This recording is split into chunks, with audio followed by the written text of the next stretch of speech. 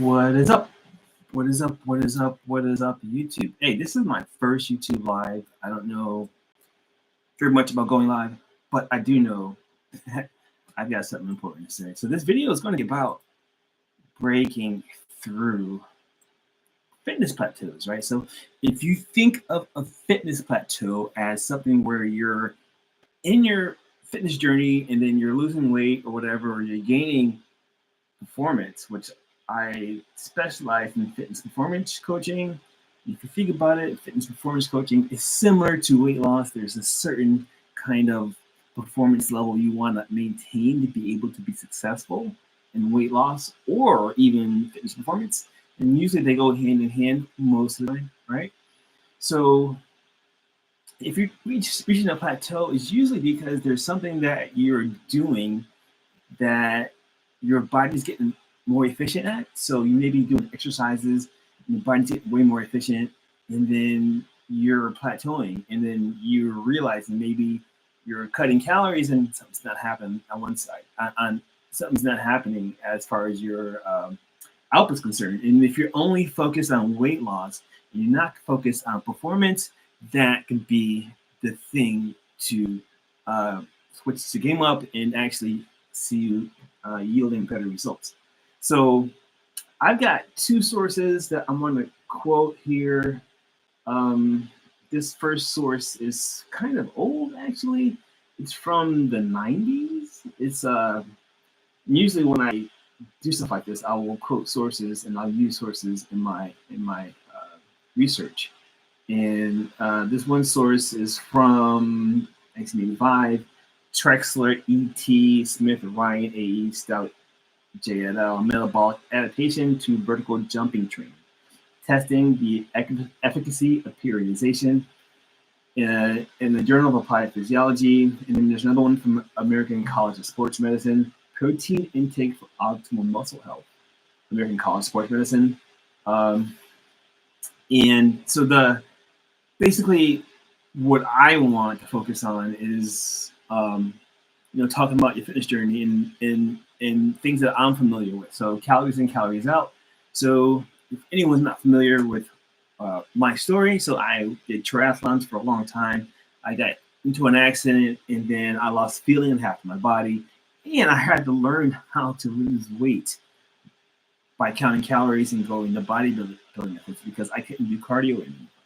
I had no feeling in the left side of my body, and more specifically on my leg. That's where my left leg was the most impacted of all this. So I couldn't run anymore. I could barely ride a bike. And so I had to walk with a cane for a while. So basically, as a triathlete, basically I would just up my mileage, right? So I would, ride a bike more. I'd be in the gym more probably, like lifting weights, or I would be running more specifically and running these targeted runs that would help me lose weight. And so I could eat whatever I wanted to, but as long as I was performing at a certain level or speed on the bike or running, I was guaranteed to lose enough weight. So for those of you not familiar with triathlon training, I was at 185, and so I needed to fit into my 185 wetsuit when I'm gonna be swimming in certain places, like in lakes or something like that, or even the ocean. So I would just do cardio basically just to lose weight. But now, after the accident, in order to get down to a certain weight, I had to be able to learn how to count calories. And there's a point though where counting calories I found kind of plateaus. And as a runner and as a triathlete, typically I tend to eat foods that help me perform at a certain level. And when you're talking calories in, calories out, you're actually performing at a certain level then you're choosing foods. And I kind of see that kind of backwards, right? So people are getting meal plans, and sometimes the meal plans aren't really tailored to their fitness plan, right? And so the fitness plan and the meal plan, from my perspective, should be aligned, right? Because certain foods are good for performance, certain foods are good for recovery from exercise, but they're not necessarily the same foods. And they can also be both healthy foods, right? Both of these types of foods are healthy, but they may not be good for performance, but they're good for recovery, right? And then that's where this source that talks about periodization comes in. So the source is from Trexler et al. Metabolic adaptation to vertical jumping training, testing the efficacy of periodization. And then this other source talks about the protein intake for optimal muscle health from American College of Sports Medicine. I'm going to do a short video on this. So if you're watching this YouTube live, probably no one's going to watch it. But if anyone watches it, I'm going to be doing a short YouTube video about periodization and about, performance, right? Nutrition, right? And so basically periodization is sort of like, as I understand it, is that periodization is a good discussion to have when you're talking about fitness plateaus, because where there's a point of diminishing returns, there is an opportunity to capitalize on new methods of training and new methods of nutrition, right? And so one of the things I typically would do is you want to develop an efficiency in doing something and doing something really well, right? So maybe if it's running, right? So at the very beginning, I was running a 9-minute mile and I wanted to run a 6-minute mile badly, because the average American runs, or the average person runs, a mile between 8 and 10 minutes. And I always thought I was going to be above average, right? So basically, to be above average, I wanted to run a 6-minute mile. And my first time I timed myself running a mile, I ran it at 9 minutes, and I was kind of heartbroken, right? So I thought I was better than that. So a couple of things that I did was, I implemented some time-tested strategies to help me run faster. I ended up running a 6-minute mile, and then I forgot about it, right? And there were other things I wanted to focus on. So for a while, though, my running pretty much stagnated at 6-minute miles. Then as I was learning other things as a triathlete about running, about nutrition, about diet, about sleep, all this stuff, right? Now, as I'm building my endurance, my speed got faster, right? I was running miles in less than 5 minutes, 30 seconds, and I never trained faster than running a 6-minute mile. All my training was focused on the 6-minute mile, right? I wasn't training any faster than that. And I broke through that plateau without even looking to break through the plateau. So those are the kind of things you can do to help you break through plateaus if you're reaching fitness plateaus in your fitness journey. Like there are some things that I think that are more beneficial than others, like calories in, calories out is very good if you're a beginner starting out, to understand the value of foods and why some foods are good and what some foods are good for.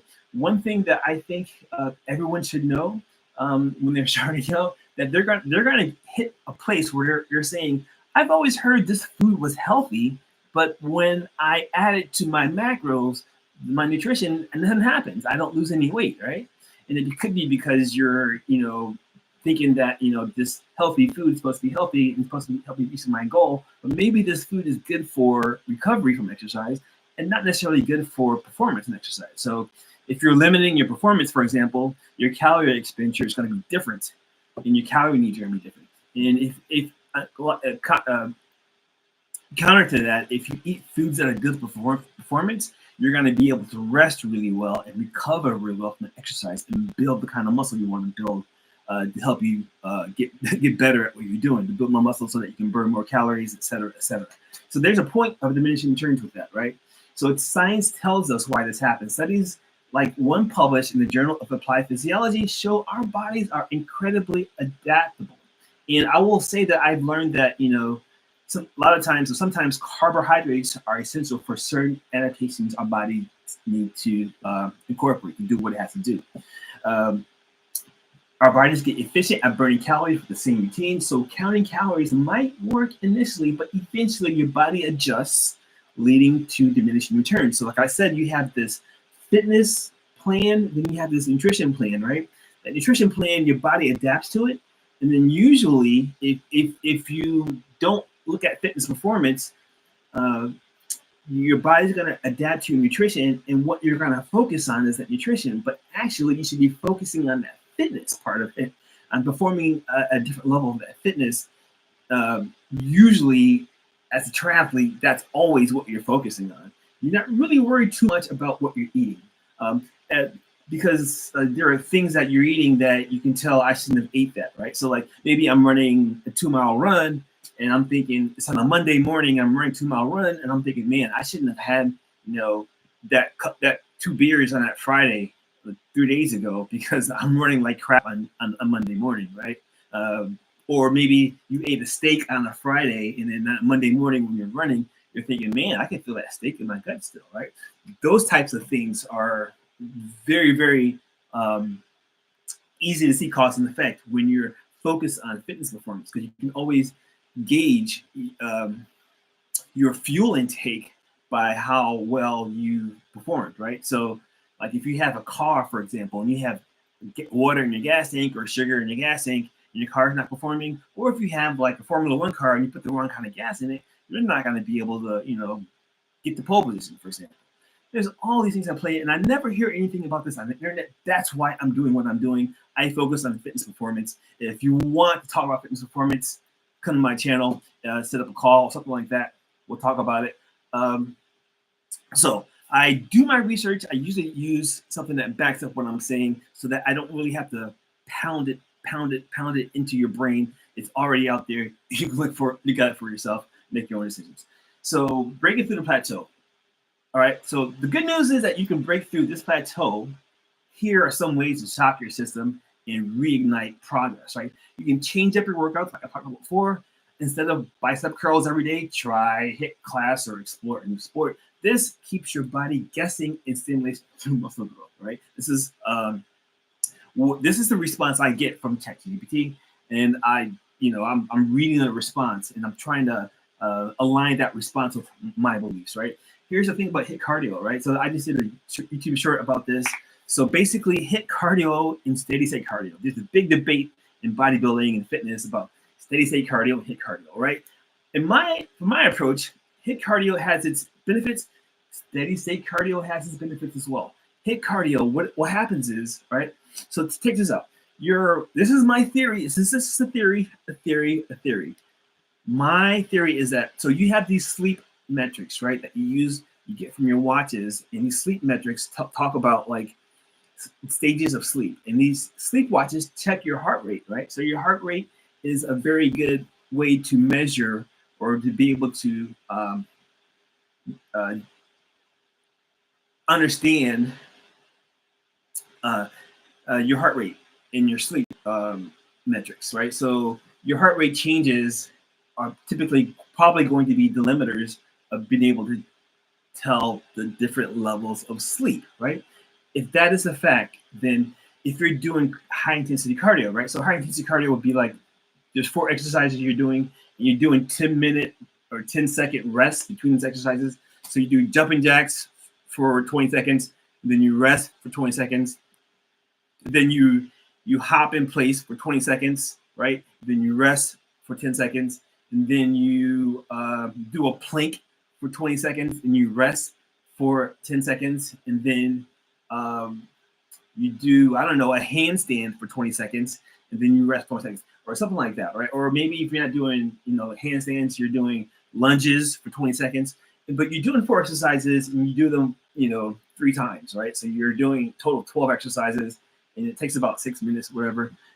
With that model, basically what you're doing is you're structuring your heart rate, and you're getting your heart rate adjusted to being able to maintain a heart rate for a certain amount of time and change and maintain a different heart rate for sure. So doing a jumping jack for 20 seconds, you have a specific heart rate. And then you do lunges, right, for 20 seconds, your heart rate's going to be different, right? You run in place for 20 seconds, your heart rate's going to be a different place. You do pogos for 20 seconds, and your heart rate's going to be a different place. So you have 4 different types of heart rates that you're requiring your body to do, and your body's getting good at shifting from one to the other. So you're generally creating 4 different gears, right? And why this is important? Usually I would do this like 6 days a week. I would choose a series of 4 exercises and do them for 6 days a week. And then at that point, by that 6th day, you're getting really good at doing those 4 types of exercises. And I believe, this is my theory. I believe that this does a lot to set up your sleep, because your sleep is in similar stages, and basically your heart rate is going to vary from one stage to another stage, to a different stage, to different stage. You're going to have various heart rates. And the more agile your body is at changing the heart rates, the better quality of sleep you'll be having, right? And that's the state cardio part. The other part of this is steady state cardio, right? And people talk about steady state cardio and they only look at the weight loss aspect of it, but there's another thing going on, a whole other aspect to steady state cardio that goes on, right? So in my approach to steady state cardio, so when I was a triathlete and I was doing triathlons and I was running 30 miles a week and I'm riding 300 miles a week on my bike during the heart of the season, right? I might be riding for 4 hours on a Saturday and a Sunday, right? I mean, for 80 hours, 80 miles on a Saturday, 80 miles on Sunday, or 20 miles during the week in the morning, right? Monday through Friday. If I'm riding the same speed for 20 miles, like I'm averaging 20 miles an hour, my heart rate is fairly consistent, right? There might be some hills where the heart rate goes up and then, coming down the hill, it goes down, but the average is very consistent, right? As compared to the HIIT cardio, where each exercise demands a certain amount of oxygen, and then your heart rate is going to change to be able to provide the oxygen, for example, throughout your body at that exercise. But when you're doing one exercise consistently, right, you get steady state going on, your body is good at building in a certain time of stamina or endurance at that certain heart rate for a long period of time. And why this is good is that, there's this concept of deep sleep that we need, that we tend to think that this is where our body repairs itself. So here's a theory. So if your body is good at maintaining one heart rate above or different from your natural heart rate, your resting heart rate. So if your body's good at maintaining a heart rate for like an hour, right, then you're building stamina for your heart rate to be consistent, right? And then you can sleep in deep sleep for longer because your body's more efficient at doing that. And also, I should also add that when you're doing this steady state cardio, even a high intensity cardio, but when you're doing steady state cardio, right, you're building endurance. And in the muscle, what that means is your muscle fiber type is different than if you're doing weightlifting, right? So when you're doing weightlifting and you're in a bodybuilding mode, you're building muscle fiber that is bigger. There's more size to the muscle. And when you're doing endurance running, your muscle is not as big. But the muscle has more mitochondria, more ability to process energy than someone that is a bodybuilder. So your bodybuilder's muscle is bigger, but it atrophies faster. An endurance athlete's muscle is smaller, and it takes longer to atrophy. And also I should say that it has more mitochondria. So if you're a bodybuilder, your body looks good. If you're a runner consistently, right, your body is thinner, typically, right? And so if you run at high speeds, for example, if you maximize your potential and you do speed train like you should as a marathoner, 5K or 10K or half marathoner, if you do speed training, your body should be typically thinner than if you were a bodybuilder primarily, or if you just lift weight primarily, right? So basically what I'm saying is that if you're doing say cardio, you're building endurance, you're building mitochondria, you're processing energy efficiently so that when you're sleeping and you're getting sleep, your body can do what it does naturally and repairs your body more efficiently because your body is going to need energy to repair itself. That's it right there. So that's the concept of breaking through fitness plateaus. And then, with periodization, you can alter the intensity, you can alter the volume of exercise, even the type of exercise during certain periods of your fitness journey. So like as a triathlete, pretty much like I would pretty much start in April, and my triathlon that I'm training for would be like in September, October. And throughout the month, there'd be an event in April, there'd be an event in June, there'd probably be another event in like July and August, right? And these are periods within this typical calendar that I'm going to be training for. So I'm training for, a 6 month or 7 month training season. But within that 7 months, there are these micro periods where I'm training specifically doing exercise specifically for that one, but the volume increases as I go through the season. And you can alter the volume, alter the intensity. So if I have a smaller like a 5K, I'm doing intense workouts to meet that 5K, right? Or if I'm doing a triathlon, I'm swimming more towards that triathlon. I'm swimming more in the days of the triathlon. I'm increasing my volume, training volume, right? And so the second thing about breaking through a plateau is fueling your body right. Make sure you're eating enough protein for muscle repair and recovery. Research by the American College of Sports Medicine highlights the importance of protein for building and maintaining muscle mass. So this approach is about bodybuilding and maintaining muscle mass. Many runners don't really focus on protein that much, and because when I was doing triathlons, I effectively became a vegetarian because consuming meat products oftentimes I found interfered with my running rhythms, right? So my rhythm was off. It just made running more laborious, right? So I didn't eat meat because I just felt like I'd run better without meat. But the other thing about it is that your body recovers and builds muscle with protein. And the more consistent protein that you have in your body, the better off you'll be as a bodybuilder. And I should also say that basically one of the benefits is the enzymatic difference between, in my opinion, between runners and bodybuilders. Bodybuilders, if you're eating protein, you're probably mostly relying upon mTOR for digestion, right? If you're an endurance athlete, you're probably relying on B vitamins, right, and exercise. And so B vitamins are all coenzymes for digestion. They help you metabolize protein, fats, and carbs. And mTOR is, similar. It's in a similar thing. mTOR is for bodybuilders, but mTOR actually can be for runners and B complex bodybuilders as well. But basically, that's the outcomes of where the difference is. I found that B vitamins help me ride a bike way better, and I've also found that mTOR helps with my digestion a lot, right? And B vitamins, there has to be a balance. And I will also say that exercise stimulates nutrient salvage pathways in which certain B vitamins, in my opinion, can be salvaged. So you can consume a B vitamin and you do exercise and you can digest food better because you've exercised that day, right? So there are certain foods that I cannot eat typically, but on days that I exercise, I have no problem eating those foods. And that third thing is prioritize sleep, right? So when you're well rested, your body recovers faster and builds muscle more effectively. Studies by the National Sleep Foundation demonstrate the link between sleep and muscle growth.